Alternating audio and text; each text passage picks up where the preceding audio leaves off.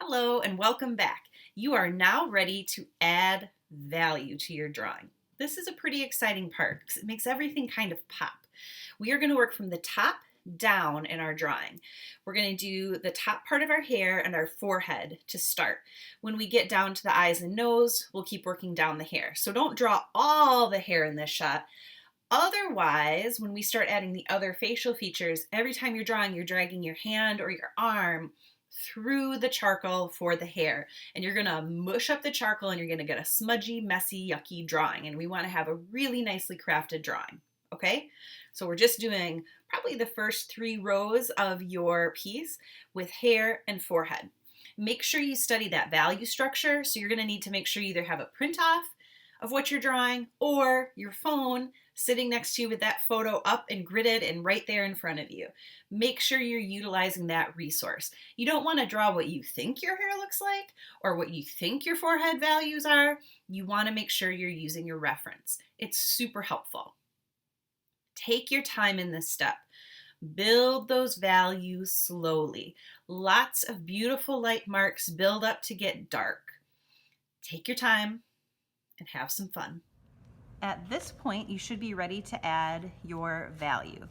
Before you get started, there's a few things you need to do to get set up. First, you're gonna go in with your vinyl eraser and you're gonna get rid of all of your grid lines. And I've just erased the top portion of my piece. I need to still go down and erase the grid throughout the rest of my portrait.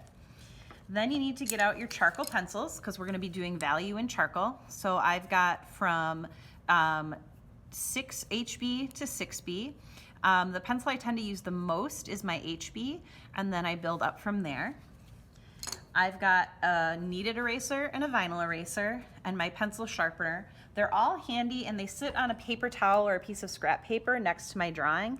That way I can always go in and sharpen my pencils on this space and not get my workspace dirty. I also have my reference images nearby and a piece of handy dandy acetate or transparency film. You could also just use a piece of printer paper. But what I do with this is I put it underneath my hand when I draw with my charcoal, and it helps me to not smudge. You just want to make sure you're not pulling it across with your hand on it or it's going to smudge your paper. The last thing that I'm going to do before I get started with adding value is I'm just going to use my kneaded eraser to go in and I'm lighten my graphite lines as much as I can. So all that you see in the end really is the charcoal. I want just enough graphite there that I can still see my edges to help guide my drawing. I'm going to start now with hair. And if you'd like, you can check out Proco TV's video on drawing hair as a helping tool, but I'm going to go through how I do this with you as well. I'm going to start with my HB charcoal pencil. I'm going to make sure that it's nice and sharp. Then what I'm going to do is I'm going to start working in my darkest sections of my hair. So I can see that it's dark up through here. There's some darkness that travels down the hair shaft along here. I've got darker areas over here that bleed into a little bit of a highlight above. And I want to make marks that flow with the direction of the hair. I'm going to work from the top left to the top right. So I'm moving away from my hand. I also tilted this so it was a good angle for me to draw from. If you're a lefty, you would work from your top left and over this way. I'm gonna work about 2 squares at a time, and what I'm trying to avoid doing is starting and stopping lines where grids start and stop, because that's gonna really accentuate your grid instead of unaccentuate it. That's not the word I'm looking for, but I'm gonna use it.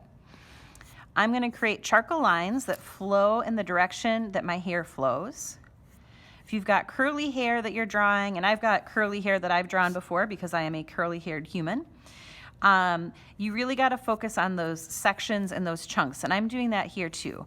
So I'm starting with the darkest areas of my hair, and I'm just kind of setting up lines that show the flow of my hair. And I'm going to go through this top area and continue to set those lines up. Notice that I'm really building in these sections of the hair at this point. Once I have the sections defined a little bit more, I go in and I start building in my shadows. I'm using long, lean lines that flow with the direction of the hair in each section.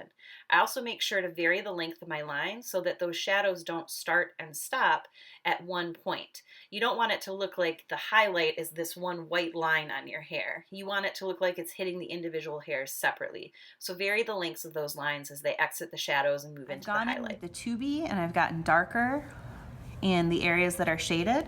And now I'm going to go back with my HB, which I've sharpened again, so I've got a nice tip on it, and just kind of fill out some of the areas where her hair is still white. And what I'm trying to do is give the idea that there are strands of hair here without adding too much value, so that it still has that sense of light and dark, the highlight versus the shadow. I'll make some of my lines just a hair darker, so that you see some strands a little bit more clearly in those highlight sections. Just be careful to not lay in too much value. You'll also note that where I get to the end of the areas that I've been working on, I've kind of tapered out my lines. As I move down the head, I'll go in and I'll add more marks into those areas, and I'll also come back into this top to finish it as I go through the drawing as well. At this point, I am ready to start adding value on the forehead.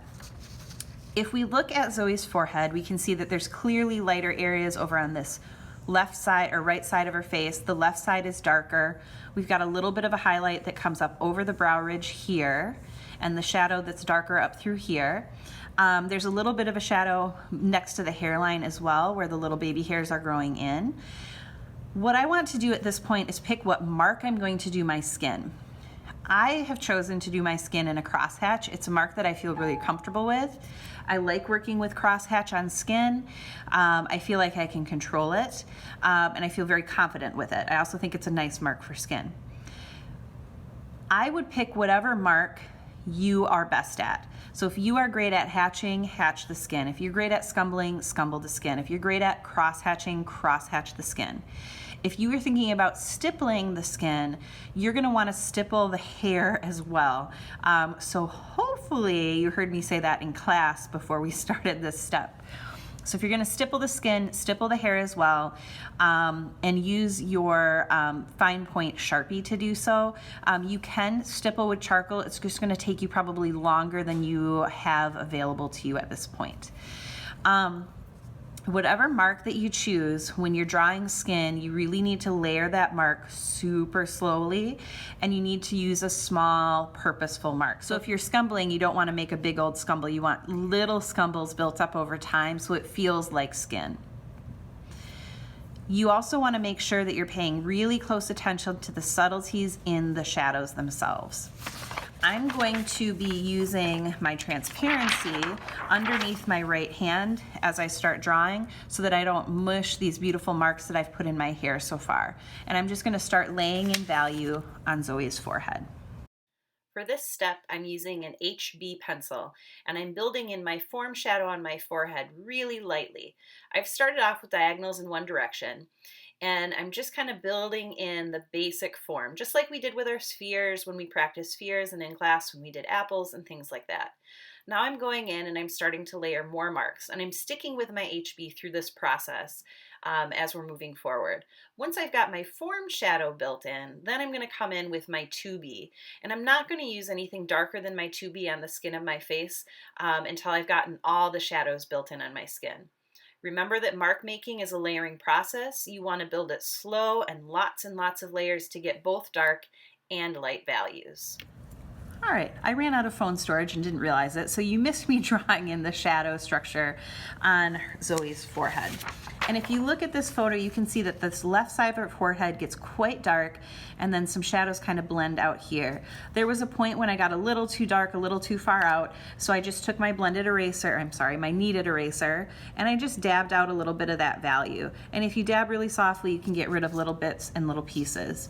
You'll also know that while her hair looked dark before I added the value, you can see through here where it's clearly too light now. And what you're going to notice as you add value working down your face, areas that you thought were dark enough value-wise, once you start building in darker values around it, are going to appear too light.